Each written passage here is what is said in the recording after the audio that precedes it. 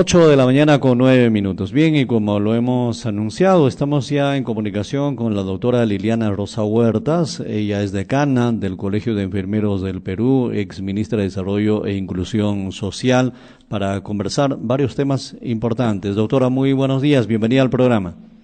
Muy buenos días, muchas gracias por la oportunidad. Bien, ¿cómo ve el escenario actual? ¿Cuál es su evaluación de esta lucha contra el coronavirus y su expansión en el país? Bueno, en representación de las 100.000 enfermeras a lo largo y ancho del país, que constituyen la primera fuerza del sistema sanitario, después de nosotros en términos numéricos vienen los médicos y de lejos ya las otras profesiones de la salud. Somos un equipo de salud. Enfermería además coordina a los técnicos de enfermería, que constituyen aproximadamente 120.000 personas. En nombre de ellos, que estamos en la primera línea de combate contra las epidemias y en particular contra esta pandemia mundial, quiero pedirle a la ciudadanía y aprovechar este espacio para decirles que se queden en casa. Si ustedes se quedan en casa, no van a haber más contagiados y por tanto no va a haber más muerte. La pandemia está enlutando a miles de familias a nivel mundial. Han habido días donde en Estados Unidos han muerto 1.000 personas en un día. Realmente la decisión que ha tomado el presidente Vizcarra y el nuevo ministro Víctor Zamora, con la declaración de la emergencia, el toque de queda, los días diferenciados para salir, son decisiones que tenemos que respetar y acatar porque son decisiones destinadas a parar la pandemia. Nosotros como Colegio de Enfermeros del Perú respaldamos plenamente las decisiones del presidente y del ministro Zamora y reconocemos el gran esfuerzo que están haciendo. Así que llamamos a la calma a la ciudadanía, que se queden en casa para que nosotros, el equipo de salud, podamos cumplir nuestro rol y proteger su bienestar y su salud. Bueno, en ese sentido hay varios temas, ¿no? Si bien es cierto es una situación crítica, también hay limitaciones. Hay en las redes enfermeras que han venido preocupándose, ¿no? Porque no tenían la indumentaria correspondiente. ¿Cómo se está solucionando este problema? Sí, nos hemos ocupado del tema. Hemos participado en una comisión de diálogo con el nuevo ministro Zamora, caracterizado porque abrió las puertas del ministerio. La anterior ministra nunca nos recibió. Lo que tenemos ahora es un ministro que abre las puertas, que dialoga, que pide ayuda y que se respalda en los colegios profesionales, en los que sabemos el cotidiano implementación y accionar de los servicios. Entonces, hemos solicitado equipos de protección personal y ya salió la norma y ya se está vigilando que se cumpla esa norma de entrega de equipos de protección personal en las UCIs destinada al coronavirus, la hospitalización destinada a enfrentar este virus, el triaje y también las emergencias. Son las zonas claves. Obviamente, todas las colegas que están en el hospital requieren sus mascarillas y sus implementos, pero los colegas dedicados al COVID y las colegas de emergencia tienen que ser priorizadas en la entrega de los equipos totales, ¿no? Yo quiero explicarle, por ejemplo, para que la ciudadanía conozca, ¿no? Cuando una colega entra a la unidad de cuidados intensivos, entra con su ropa de casa. Antes venía con su uniforme de enfermera desde su casa. Ahora ya no. Entra con su ropa de calle y ahí dentro tiene que recibir su equipo de faena. Luego le pone sus gorros, su mascarilla, sus lentes, sus botas. A eso le suman ahora el overol con la escafandra. Usted no tiene idea, eso pesa. Eso hace sudar a las colegas enormemente. Las puede llevar a una deshidratación. Trabajan 6 horas seguidas, paradas, yendo, viniendo, atendiendo al ciudadano que está en un estado grave, en general con ventilador mecánico, y al mediodía tiene la posibilidad de salir, sacarse ese equipo, bañarse, almorzar y luego tiene que volver a vestirse totalmente de nuevo e ingresar otras 6 horas. ¿Qué estaba pasando? Que en muchos servicios no las tenían 12 horas trabajando, sino 24. ¿Usted se imagina eso? Es terrible. Dormían 2, 3 horas entre guardias y muchas veces no se cumplía el estándar. Son 2 pacientes, una enfermera en cuidados intensivos. A veces dejaban 4 o 5 pacientes, una enfermera, trabajando 24 horas. No es posible. Por tanto, nosotros reconocemos el gran paso que se ha dado con esa resolución que ha sacado el ministro, con esa declaración suprema, donde se señala que tienen que entregar equipos de protección personal. El mismo servicio tiene que proveer el equipo y desinfectarlo. No puede de ninguna manera ir a su casa con el uniforme de hospital una enfermera. No es posible, ni médico ni nadie que trabaje en un hospital puede ir y venir con uniforme. No, todo lo tiene que proveer ahora el servicio. También se ha logrado que las personas que estaban contratadas por el ilegal servicio no personal, que es un contrato sin vacaciones, un contrato sin derechos, sin guardia, sin alimentación, sin nada, en realidad le pagaban lo básico, y lo peor de todo es que les debían 3, 4 meses. Imagínense, en esas condiciones estaba la primera línea de combate. Felizmente en el decreto supremo han prohibido ese tipo de contrato, y ayer han sacado un comunicado exigiendo que todas las deudas sean saldadas, y el ministro mismo desde el ministerio va a vigilar que no haya una sola deuda y no haya contrato de servicios no personales. Reconocemos obviamente y celebramos este paso histórico en la valoración del equipo de salud y en particular de los enfermeros, que somos la mayoría. Y otro elemento que se ha reglamentado es el derecho a la alimentación y al transporte. La ciudadanía tiene que saber, a los enfermeros contratados por servicios no personales no le daban alimento en guardia. Ellos veían cómo recibían alimento los nombrados, recibían alimento los contratados por CAS, y los que tenían contrato por terceros, PPR o suplencias no les daban su comida. Ahora el decreto supremo exige que todos reciban alimento en las guardias, todos por igual. Todos tenemos hambre. Si todos están trabajando, todos tienen derecho a la alimentación, más aún en cuarentena donde no hay ni cafetería. Se depende de lo que den en el servicio. Entonces las normas ahora además exigen que la enfermera participe en el equipo de gestión, porque históricamente han discriminado a las enfermeras, nos dejaban afuera, solo nos venían a dar órdenes, a pesar que tenemos 5 años de formación profesional, tenemos muchísima experiencia, y sin nosotras no se mueve nada en un hospital, en un centro, en un puesto de salud. Pero desgraciadamente esta falta de mirada de equipo de salud ha hecho que se nos discrimine históricamente. Ahora ese decreto supremo norma que la jefa de departamento participe en el comité de gestión y el representante del sindicato. Eso ya es un gran avance en la democratización del sistema sanitario, y reconocemos ese rol de liderazgo que ha tomado el doctor Zamora y sus asesores, en particular el doctor Guillermo Miranda, en ese tema. ¿Y cómo evalúan ustedes el avance del coronavirus en el Perú? ¿Cuál es su evaluación? Si usted compara con Ecuador, por ejemplo, o usted compara con el comportamiento en España, en Italia, en Estados Unidos, va a ver que nuestro desempeño es mucho mejor, a pesar de tener un sistema de salud enano, precario y con falta de presupuesto. A pesar de eso, nuestro comportamiento epidemiológico es mejor. ¿Y a qué se debe? A las normas rápidas que sacó el presidente, a esta cuarentena, a este aislamiento social, a este cambio de ministro, cambio de gestión, a la nueva forma de gestionar que se está teniendo en el sector salud. Es lamentable que hoy tengamos que llorar 83 fallecidos y que tengamos 2.000 casi 300 personas contaminadas, 2.300, y que podamos esperar en esta curva de estas 2 próximas semanas muchísimos más contaminados. Con 83 fallecidos, 504 ventiladores, imagínense qué va a pasar el día que más personas necesiten ventiladores. Vamos a tener serios problemas.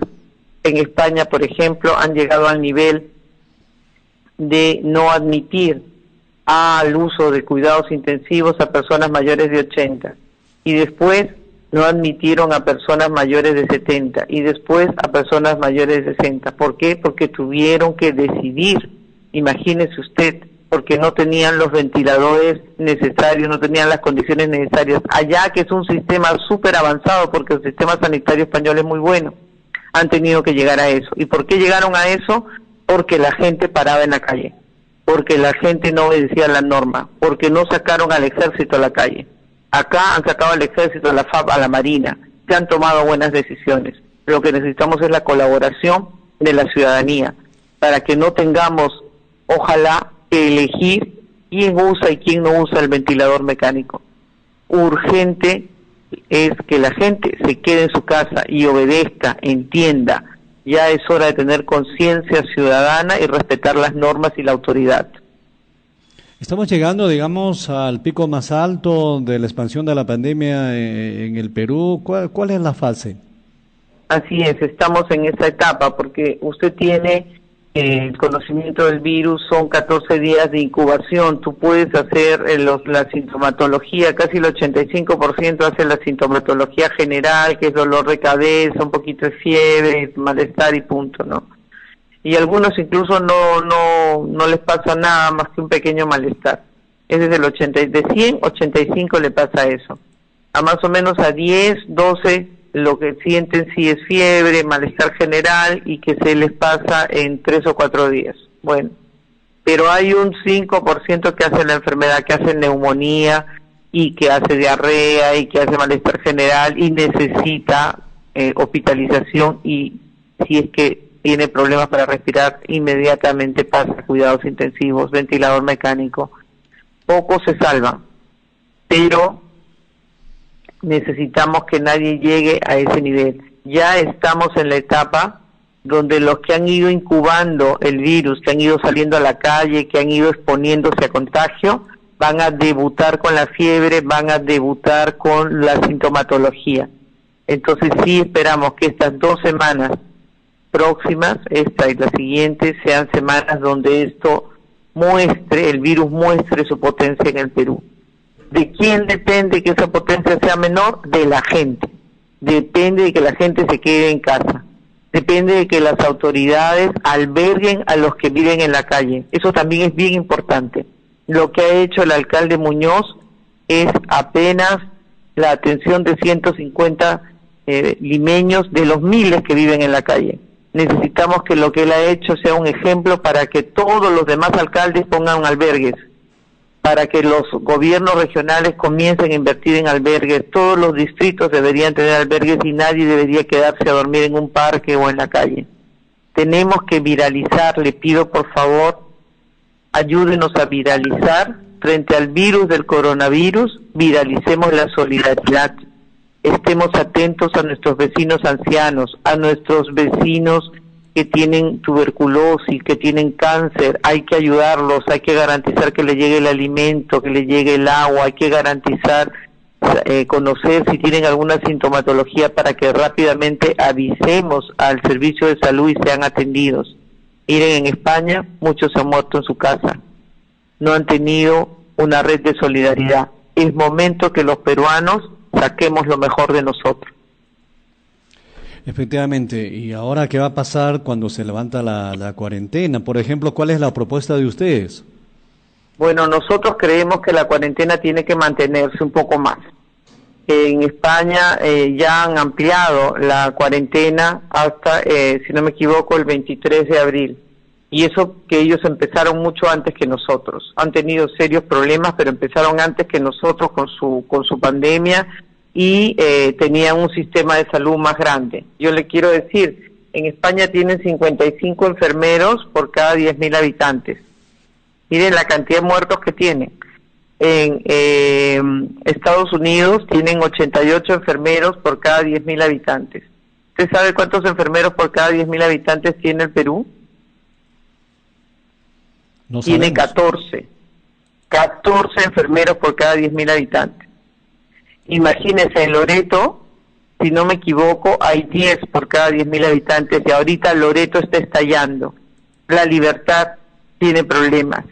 Entonces, ¿cómo vamos a enfrentar esta subida de la pandemia con tan poco personal? Necesitamos que contraten personal, necesitamos que se amplíe la cuarentena, necesitamos vigilar que los nuevos casos no sean altamente contagiosos, sino que la gente no se exponga, porque el riesgo en el Perú es muy alto, nuestro sistema sanitario es débil. Estamos basándonos en el gran liderazgo del presidente y el liderazgo del ministro Zamora.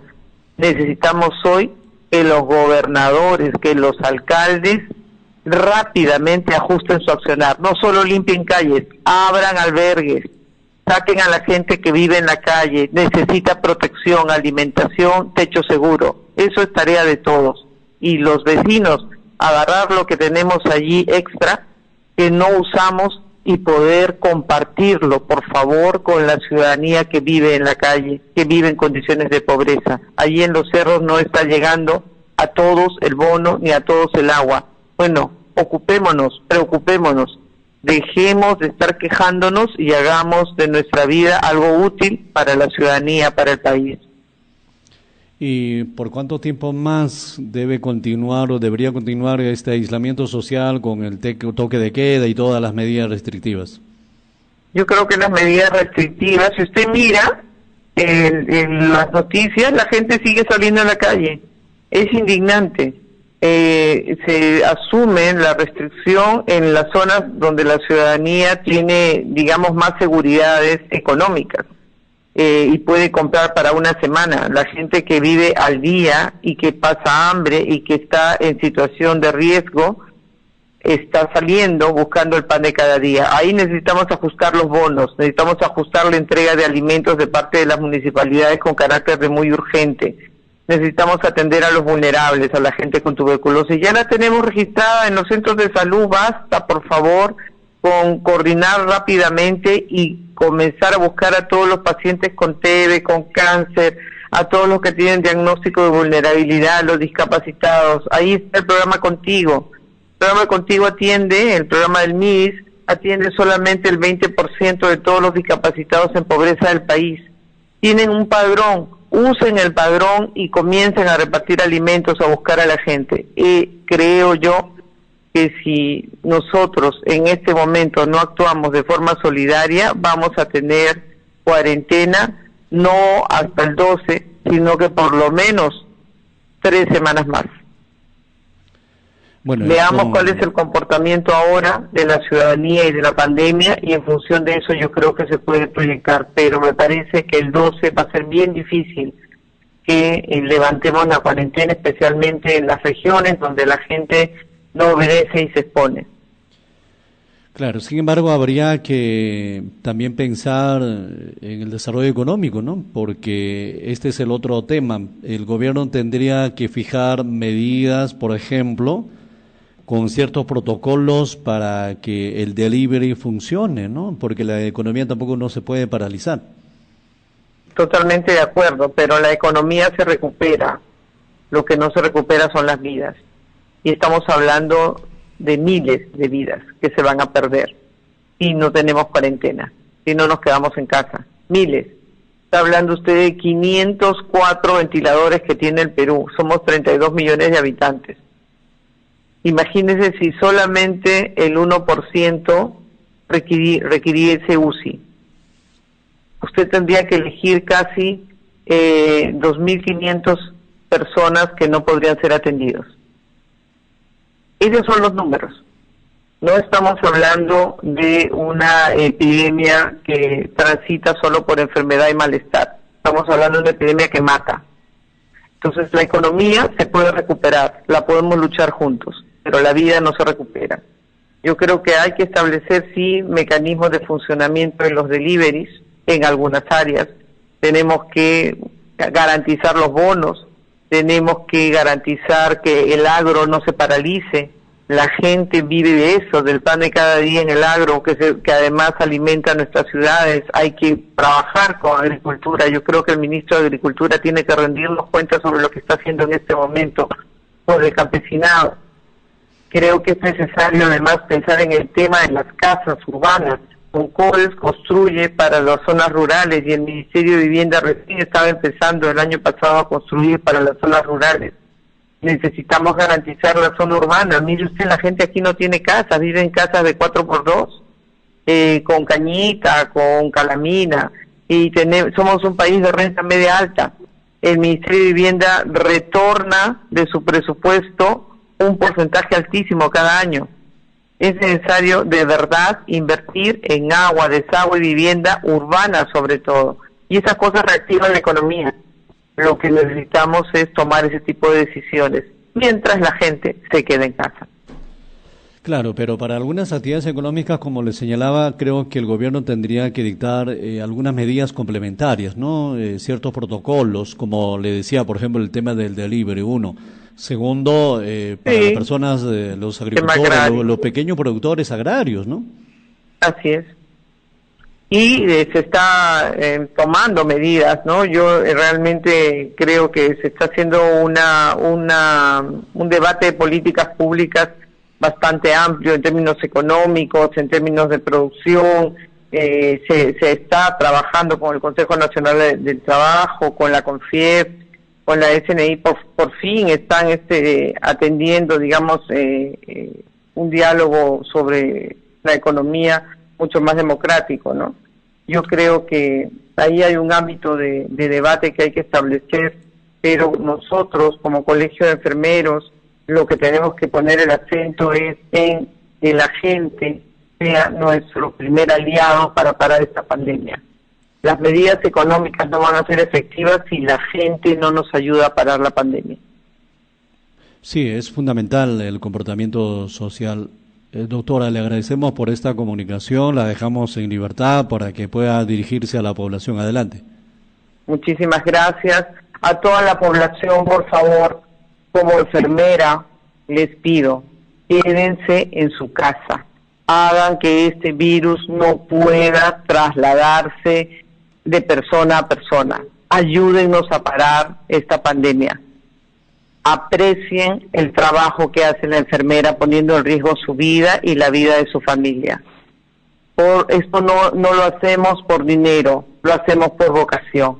Aún en condiciones de discriminación y maltrato laboral, allí está la enfermera. Somos 100.000. Ayúdennos a ayudarlos. Confíen en nosotros, confíen en todo el equipo de salud que está poniendo lo mejor de sí para cuidar su salud. Muchas gracias, muy amable por esta comunicación. Muy buenos días. Muchísimas gracias, buenos días.